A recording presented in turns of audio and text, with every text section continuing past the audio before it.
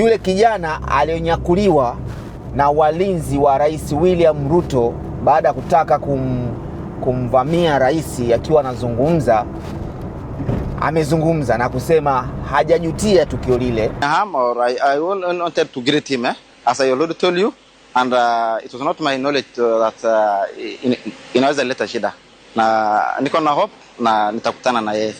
Mkutano kuisha na rais kuondoka, na yeye pia aliachiwa, na Ruto alisikika akisema kwamba wamsamehe, ataonana naye.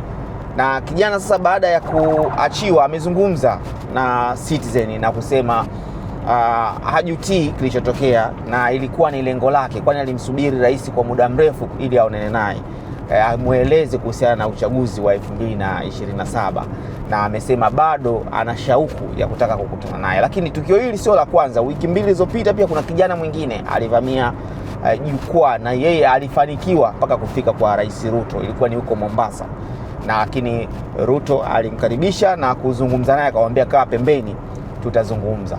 Unadhani matukio haya ni ishara gani kwa vijana wa Kenya, ama hiyo kwamba rais afikiki kiurahisi, ama watu wana shauku, ama ni tabia namna gani ambayo hii imeibuka, watu kutaka kumvamia ama kwenda kuzungumza na rais pasipokuwa na taratibu?